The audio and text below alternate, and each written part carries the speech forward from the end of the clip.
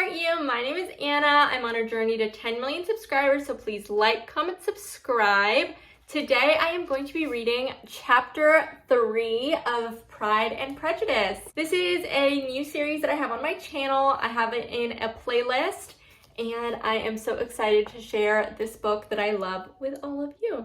If you hear any noise in the background, I do foster kittens, so that's probably it. Let's get into it. Not all that Mrs. Bennet, however, with the assistance of her 5 daughters, could ask on the subject was sufficient to draw from her husband any satisfactory description of Mr. Bingley. They attacked him in various ways, with barefaced questions, ingenious suppositions, and distant surmises, but he eluded the skill of them all, and they were at last obliged to accept the second-hand intelligence of their neighbour Lady Lucas. Her report was highly favorable. Sir William had been delighted with him. He was quite young, wonderfully handsome, extremely agreeable, and to crown the whole, he meant to be at the next assembly with a large party. Nothing could be more delightful. To be fond of dancing was a certain step toward falling in love, and very lively hopes of Mr. Bingley's hearts were entertained. "If I can but see one of my daughters happily settled at Netherfield," said Mrs. Bennet to her husband, "and all the others equally well married, I shall have nothing to wish for." In a few days, Mr. Bingley returned Mr. Bennet's visit and sat about 10 minutes with him in his library. He had entertained hopes of being admitted to the sight of the young ladies, of whose beauty he had heard much, but he saw only the father. The ladies were somewhat more fortunate, for they had the advantage of ascertaining from an upper window that he wore a blue coat and rode a black horse. An invitation to dinner was soon afterwards dispatched, and already had Mrs. Bennet planned the courses that were to do credit to her housekeeping, when an answer arrived which deferred it all. Mr. Bingley was obliged to be in town the following day, and consequently unable to accept the honour of their invitation, etc. Mrs. Bennet was quite disconcerted. She could not imagine what business he could have in town so soon after his arrival in Hertfordshire, and she began to fear that he might always be flying about from one place to another, and never settled at Netherfield as he ought to be. Lady Lucas quieted her fears a little by starting the idea of his being gone to London only to get a large party for the ball, and a report soon followed that Mr. Bingley was to bring 12 ladies and 7 gentlemen with him to the assembly. The girls grieved over such a number of ladies, but were comforted the day before the ball by hearing that instead of 12, he had brought only 6 with him from London, his 5 sisters and a cousin. And when the party entered the assembly room, it consisted only of 5 altogether: Mr. Bingley, his 2 sisters, the husband of the eldest, and another young man. Mr. Bingley was good-looking and gentlemanlike. He had a pleasant countenance and easy, unaffected manners. His sisters were fine women, with an air of decided fashion. His brother-in-law, Mr. Hurst, merely looked the gentleman, but his friend, Mr. Darcy, soon drew the attention of the room by his fine, tall person, handsome features, noble mien, and the report, which was in general circulation within 5 minutes after his entrance, of his having 10,000 a year. The gentleman pronounced him to be a fine figure of a man. The ladies declared he was much handsomer than Mr. Bingley, and he was looked at with great admiration for about half the evening, till his manners gave a disgust which turned the tide of his popularity, for he was discovered to be proud, to be above his company, and above being pleased, and not all his large estate in Derbyshire could then save him from having a most forbidding, disagreeable countenance, and being unworthy to be compared to his friend. Mr. Bingley had soon made himself acquainted with all the principal people in the room. He was lively and unreserved, danced every dance, and was angry that the ball closed so early, and talked of giving one himself at Netherfield. Such amiable qualities must speak for themselves. What a contrast between him and his friend! Mr. Darcy danced only once with Mrs. Hurst and once with Miss Bingley, declined being introduced to any other lady, and spent the rest of the evening in walking about the room, speaking occasionally to one of his own party.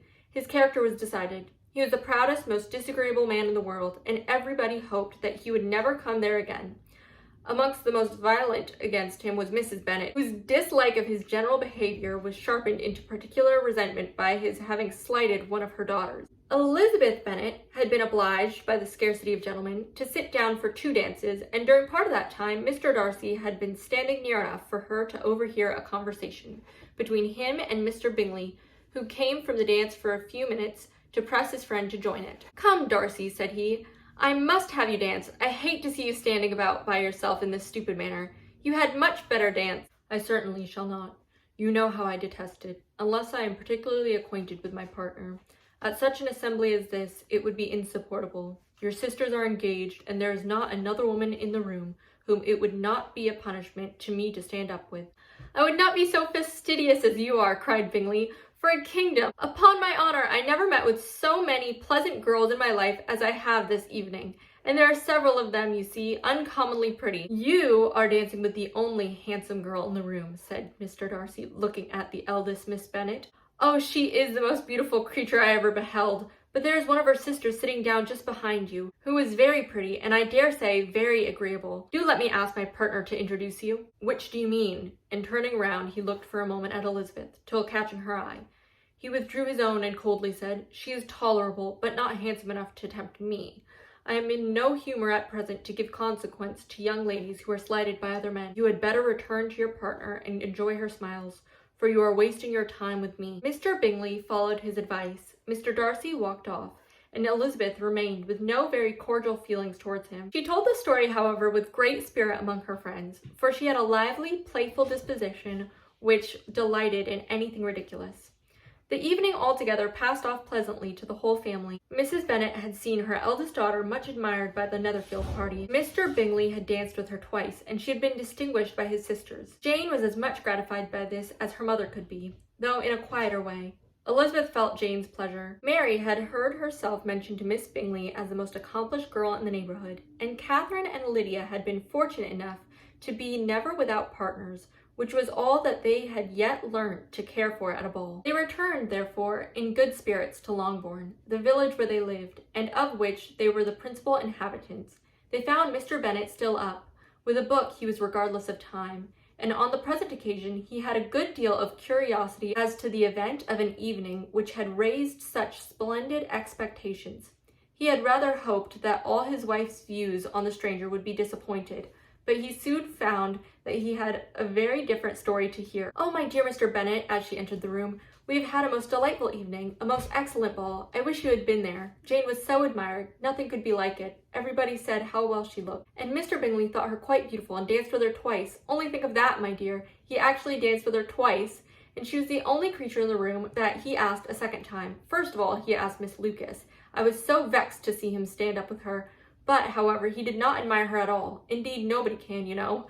And he seemed quite struck with Jane as she was going down the dance. So he inquired who she was and got introduced and asked her for the two next. Then the 2/3 he danced with Miss King, and the 2/4 with Maria Lucas, and the 2/5 with Jane again, and the 2/6 with Lizzie, and the Boulanger, if he had any compassion for me," cried her husband impatiently, "he would not have danced half so much. For God's sake, say no more of his partners.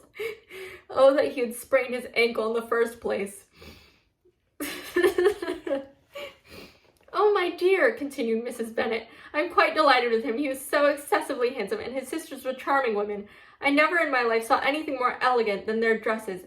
I dare say the lace upon Miss Hurst's gown—" Here she was interrupted again. Mr. Bennet protested against any description of finery. She was therefore obliged to seek another branch of the subject, and related, with much bitterness of spirit and some exaggeration, the shocking rudeness of Mr. Darcy. "But I can assure you," she added, "that Lizzie does not lose much by not suiting his fancy, for he is the most disagreeable, horrid man, not at all worth pleasing. So high and so conceited that there was no enduring him. He walked here and he walked there, fancying himself so great. Not handsome enough to dance with. I wish you had been there, my dear, to have given him one of your set-downs. I quite detest the man." Thank you guys so much for watching. Please like, comment, subscribe for my journey to 10 million. I love you. I'm proud of you. I believe in you. You're incredible. You're amazing. I heart you. I love you. Bye.